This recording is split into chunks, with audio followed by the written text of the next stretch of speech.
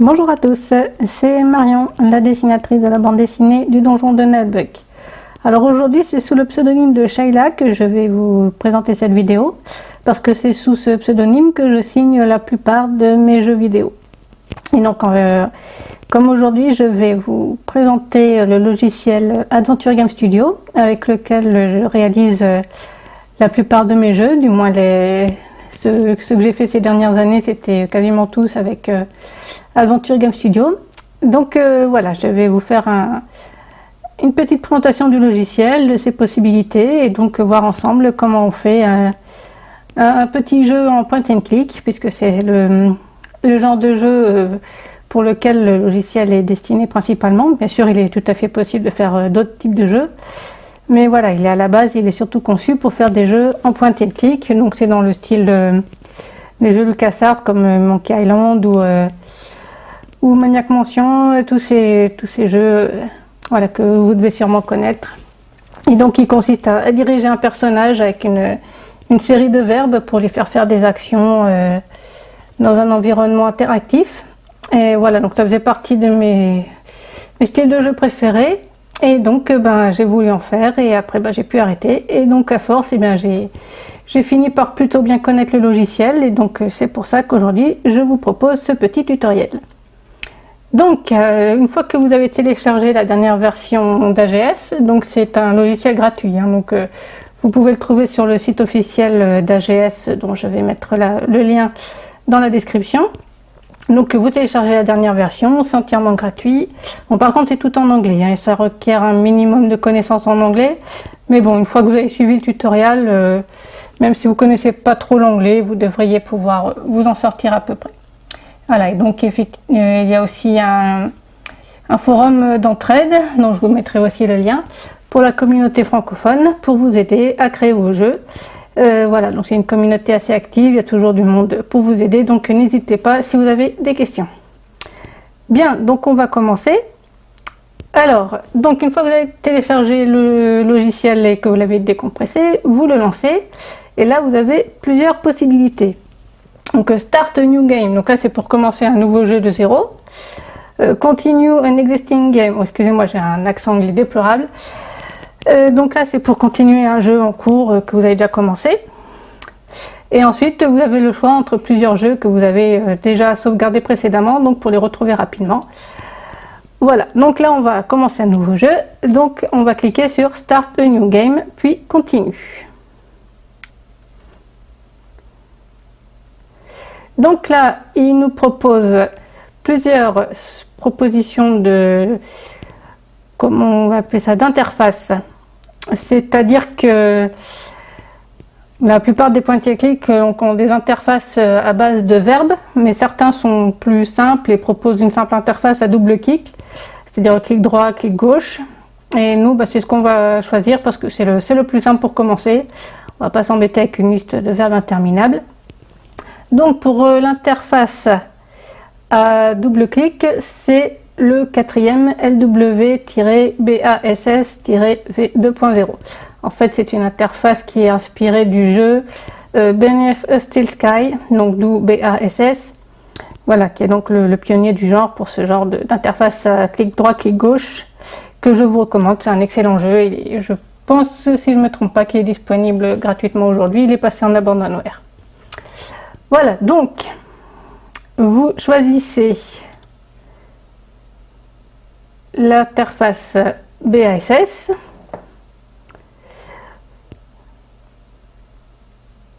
Et vous donnez un nom à votre jeu. Alors moi je vais faire, pour ce petit tutoriel, j'ai choisi de faire un petit jeu avec Dark Vador. Voilà, on va se faire plaisir. Ce sera Dark Vador, le héros de notre premier petit jeu. Donc je mets les aventures de Darky. Voilà, donc il ne faut pas oublier de remplir bien toutes les fonctions. Voilà, c'est Darky, ce sera juste le nom du dossier dans lequel ce sera sauvegardé. Donc c'est pas très important. Alors on va commencer par créer une room. Donc là c'est la room qui est, donc en fait c'est la pièce, une scène, un décor si vous préférez, qui est en fait celle qui est offerte de base avec l'interface BASS. Mais bon, forcément nous, elle ne nous intéresse pas pour notre jeu. Donc on va la modifier. Alors avant toute chose, on va changer la résolution du jeu, parce que 300 sur 240 c'est un peu petit quand même. Voilà, 640, 480, ce sera très bien. Donc c'est à dire qu'il nous faudra un décor qui fasse la taille de 640 sur 480 pixels.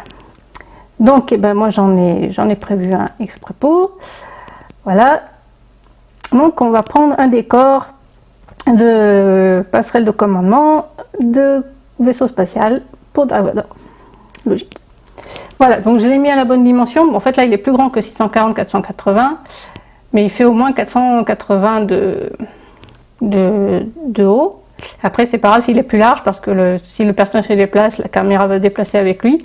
Mais la taille minimum c'est 640-480. Après on peut faire plus grand, mais on peut pas faire plus petit. Alors une fois qu'on a mis le décor pour cette room, donc voilà, vous avez vu comment j'ai fait, hein, j'ai fait Display Backgrounds, Main Background Change, donc c'est à dire qu'on change l'image du décor principal, et donc là on va chercher l'image de la passerelle de commandement. Voilà, et donc elle s'affiche, elle remplace le précédent décor. Voilà, donc il correspond mieux pour les aventures de Dark Vador.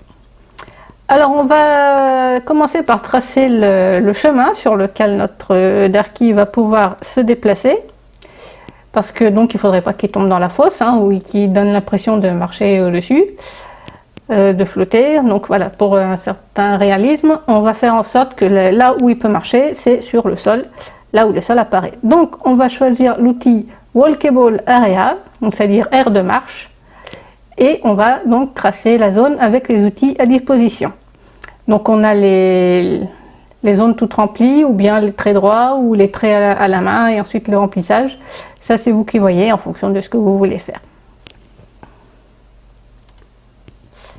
Donc là j'ai tracé avec les grosses zones rectangulaires, et maintenant je trace les traits et le remplissage, et là évidemment j'ai laissé un trou que je vais devoir boucher, sinon ça va remplir toute la pièce. Je déteste ça, ça m'arrive tout le temps. Il faut faire très attention quand on trace les walkable area de ne pas laisser de trous. Voilà. Bon, une fois que ça c'est fait, voilà, donc là on sait que notre Darky pourra marcher sur cette zone. Et maintenant il ne reste plus qu'à créer notre Darky. Donc pour ça on va dans le menu Characters, donc le menu des personnages. Mais d'abord on va importer les sprites qui consisteront donc les images de l'animation de Darky. Donc on va créer un nouveau dossier et on va importer l'image. Donc ça c'est une image que j'ai trouvée sur internet avec des sprites représentant Dark Vador. Voilà, des sprites gratuits qu'on peut télécharger sur un site dont je mets également le lien dans la description. Donc AGS propose une fonction intéressante qui est d'importer des images tiled, donc c'est-à-dire comme vous voyez sur l'image, Vador est déjà bien placé avec toutes les animations dans une seule et même image. Donc il suffit de sélectionner le premier à la bonne taille et ensuite toutes les autres. Voilà, s'importe directement et c'est très pratique quand on a beaucoup de sprites. Évidemment, il faut qu'on trouve des images qui proposent déjà les animations dans ce format-là, sinon il faut les importer une par une. Tout dépend de ce que vous trouvez ou de ce que vous faites vous-même si vous avez des talents de graphiste. Donc voilà, maintenant on va s'occuper des animations. Alors pour ça, on va créer une view. Donc une view pour Dark Vador, donc c'est en fait une série de sprites qui vont s'enchaîner les uns après les autres et qui vont donner l'illusion du mouvement. Donc là on va faire la view qui correspond quand il marche en fait. Donc on va l'appeler Darky Marche. Et en fait chaque view est décomposée en plusieurs loops. Donc je ne sais pas comment on peut traduire ça. Animation en boucle on va dire. Et donc là quand il marche, en fait on a une animation pour quand il marche vers le bas, vers la droite, vers la gauche et vers le haut. Après il y a possibilité de faire aussi en diagonale, mais bon ça complique énormément. Perso je ne m'en sers pas. Donc là on va le faire marcher vers le bas, donc on choisit les sprites qui correspondent à Dark Vador qui marche vers le bas. Alors les sprites qui proposent en fait le AGS pour les views, la première frame, c'est-à-dire la première image qui constitue la loupe, correspond au personnage immobile, donc c'est-à-dire quand il ne bouge pas. Et ensuite, toutes les autres, c'est quand il marche. Donc, il faut ajouter à la fin un dernier sprite qui correspond, voilà, pour terminer l'animation, sinon elle n'est pas fluide. Donc, on peut tester l'animation en cliquant sur Show Preview. Donc, on peut choisir l'animation et voir ce que ça donne. Voilà, pour voir si on a bien mis tous les sprites comme il faut pour que l'animation soit fluide et qu'on a bien l'impression qu'il est en train de marcher. Voilà, donc quand c'est un personnage qui marche, on peut lui demander à AGS de passer la première phrase, donc qui correspond à quand il est immobile, et donc on ne voit que quand il marche. Voilà, donc ensuite on recommence l'opération pour à gauche, à droite et vers le haut. Voilà, donc là je rajoute à nouveau la dernière frame pour avoir l'animation fluide.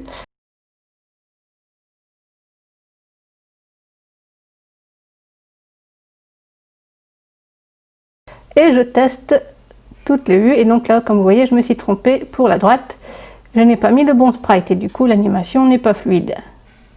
Donc je change, voilà, comme ça c'est mieux, on a l'impression qu'il marche vers la droite. Donc une fois qu'on a fait les animations pour faire marcher Darky, eh bien on va donc créer le personnage. Donc dans le menu personnage, on va les mettre toutes les différentes caractéristiques du personnage.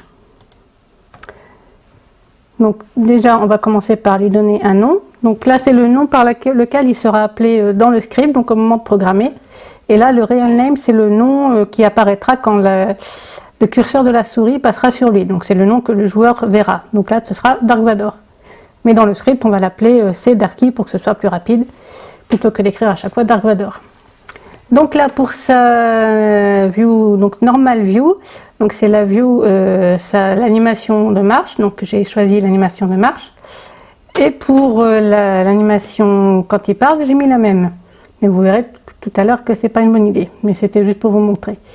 Donc on va placer notre Darky dans la première room. Donc là vous voyez qu'il y a le personnage du jeu, enfin qui était fourni avec l'interface, donc on n'a pas besoin d'elle, donc elle va virer. Voilà, donc je mets elle commencera dans la room aucune. Voilà, donc Vador se retrouve tout seul dans la room et je le place où je veux qu'il commence. Et là, comme vous voyez, il est un peu petit par rapport au décor, donc je vais augmenter le scaling level, c'est-à-dire le niveau de zoom, plus ou moins de l'aire de marche, à 200, c'est-à-dire qu'il apparaîtra à 200% de sa taille normale tant qu'il sera sur cette aire de marche. Donc une fois que ça c'est fait, il va falloir faire en sorte que le jeu commence dans cette room, dans ce décor-là. Et donc pour ça, on va demander à AGS de faire en sorte que ce soit Dark Vador le joueur principal, donc le personnage que le joueur va contrôler. Donc parce que là, comme il y a plusieurs personnages qui sont déjà créés dans le jeu, il faut qu'on lui dise que c'est Dark Vador qui va être contrôlé au début, et donc le jeu va commencer là où se trouve Dark Vador. Donc on va cliquer sur Dark Vador dans la liste des personnages et cliquer sur Make this the player character. Donc c'est lui le personnage principal, du moins au début. Donc maintenant on va pouvoir tester. Donc on lance le jeu et voilà, on peut contrôler Dark Vador avec la souris, un clic gauche pour lui indiquer où il doit aller, et il se dirige en suivant uniquement les zones de marche. Voilà, donc on clique là, il vient là et il suit les zones de marche qu'on a préalablement établies. Bon, comme vous pouvez le voir, là le décor est en perspective et Dark Vador, eh bien, il reste toujours à la même taille, et donc ça nuit un peu à l'ensemble, à la crédibilité de l'ensemble. Donc on va donner une impression de profondeur et de distance en faisant en jouant avec le scaling de l'aire de marche, c'est-à-dire qu'il va être progressif, il va être à 100% au fond de l'aire de marche et à 200% devant. Donc c'est-à-dire que plus il va s'éloigner, plus il sera petit, et plus il va se rapprocher de la caméra et plus il sera grand. Donc comme ça donnera une impression de 3D, même si le jeu est en 2D. Voilà, donc on va également le faire marcher un peu plus vite parce qu'il marche un petit peu trop lentement, c'est un peu pénible quand les persos sont un peu lents. Donc on va diminuer l'animation delay, c'est-à-dire le délai entre deux frames, entre deux sprites de l'animation. Donc c'est-à-dire que l'animation de marche sera jouée plus vite. Et en même temps, on va augmenter le movement speed, donc la vitesse de marche. On va passer de 3 à 4, voilà, donc il va marcher un petit peu plus vite avec une animation un petit peu plus rapide. Donc on lance et on voit ce que ça donne. Voilà, donc là vous voyez, quand il se rapproche, il devient plus grand, quand il s'éloigne, il devient plus petit. Bon, il est toujours un petit peu petit par rapport au décor, mais ça c'est pas bien grave, c'était juste pour vous montrer en exemple. Voilà, donc on peut le faire marcher, comme vous voyez, il marche un petit peu plus vite que tout à l'heure. Bon, après ça c'est une question de réglage, on peut continuer à biduer jusqu'à ce qu'on estime qu'il a la bonne animation et la bonne vitesse, et bien sûr la bonne échelle par rapport au décor en jouant avec le scaling level. Donc voilà pour ce premier tutoriel. Donc on a appris à faire une room, créer un personnage et le faire marcher dans la room. Voilà, donc ça c'est le début. Et dans la prochaine vidéo, eh bien, nous verrons comment commencer à le faire interagir avec son environnement. Voilà, et bien donc je vous dis à bientôt pour une prochaine vidéo sur Adventure Game Studio.